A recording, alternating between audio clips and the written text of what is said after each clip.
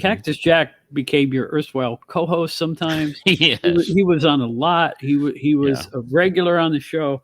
Yeah. But there's no time like the first time. And the clip you're about to play is his very first Pro Wrestling Spotlight appearance. Yeah, and I didn't know too much about him. I was introduced to him. Really?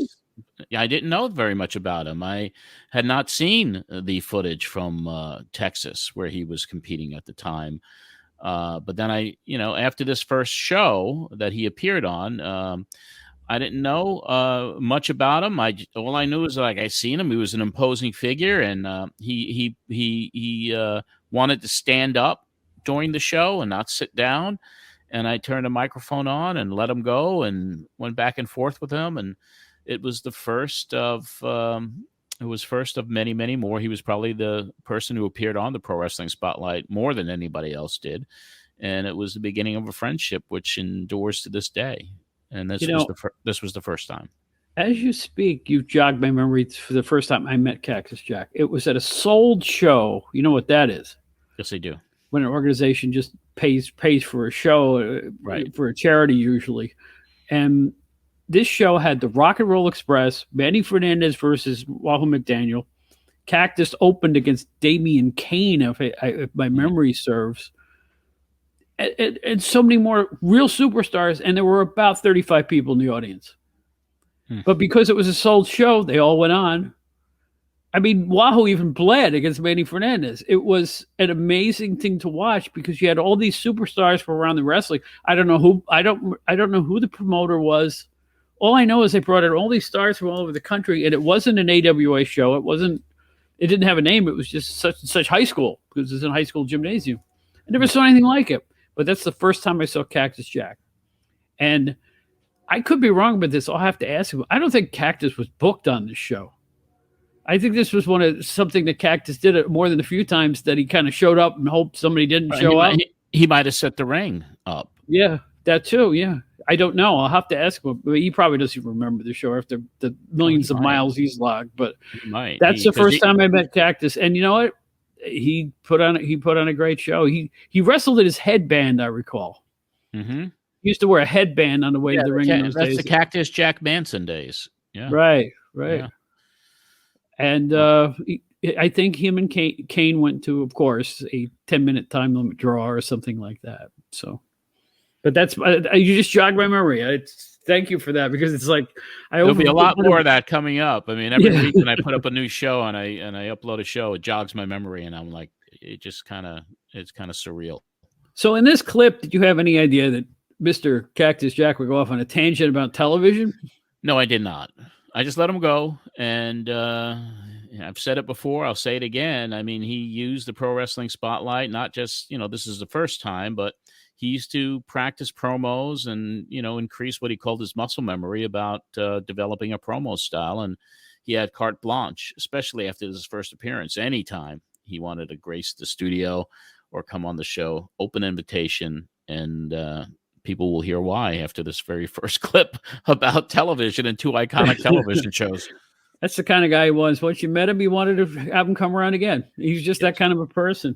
So here we go. And here's a little insider tip. If you listen real closely to this clip, you can hear former local independent star and WWF wrestler Broadway Sonny Blaze in the background offering a couple of comments. So here it is, the first time Mick Foley on the Pro Wrestling Spotlight. I never forget this. Did the entire show standing up. He wouldn't sit down. And he just had the microphone in his hand, and he stood up the entire time. And then he got into speaking about a comparison between the Munsters and the Addams Family.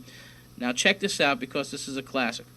Shane Douglas, lots of guys. It's good competition. I like that Southern style of wrestling. It's a lot rougher than what's been happening up here as far as WWF goes. Yeah, well, it's like I don't see people.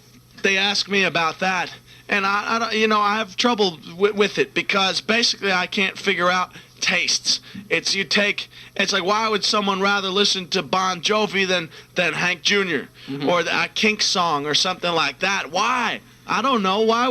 This is an even greater example. If something doesn't speak for taste in this country, you take Herman Munster, okay, and then you play him back to back with the Addams Family. And people actually sit there and tell you, "Oh, I don't like those monsters," but turn the Addams Family on. How? I mean, why? How can someone sit there and take, John Adams over Herman Munster because he's easier to look at? You got Herman. I mean, he's a better character. I mean, he's more interesting. It's almost like Ric Flair is the Herman Munster of professional wrestling, and some of these other people, they don't want to tune in because they like John Adams, Which is Hulk Hogan, right? Well, I'm not going to put names, let them figure it out. But yeah, I mean, if Ric Flair, he's, as far as I'm concerned, he's Herman Munster. Okay. Who's Morticia right now? No. What about Lurch? That's what you take the whole cast, right? Lurch could be Andre the Giant, I guess. Right? Yeah, Grandpa. You're going to compare him to Cousin It? There is no comparison. You know what I mean? Lily Munster to Morticia. Eddie, the kids they're completely normal. I haven't even seen an episode where the kids are on it, except where, I don't know. I don't like the theme song. I don't like any of it. But for some people, hey, the Addams Family's it. They're the same people, So, I mean, it's like I get on a plane. No, I don't get on a plane. But somebody sees someone on a plane, and he says, "Oh, you wrestle? Oh, I saw so-and-so. He's a big guy. Oh, he's a big guy." I mean, is that your attitude of professional wrestling? He's a big guy. Why don't you join? Pay $100, go to a physique gym and say, "Oh, they're big guys, but they're not in our business." That's not what if they want to pump weights, if they want to pump each other, it's not what we do. You understand why? He's a big guy, he's a big guy. I mean, he's a fat guy. John's a fat guy. Here's Cactus Jack, he's a fat guy. What is this?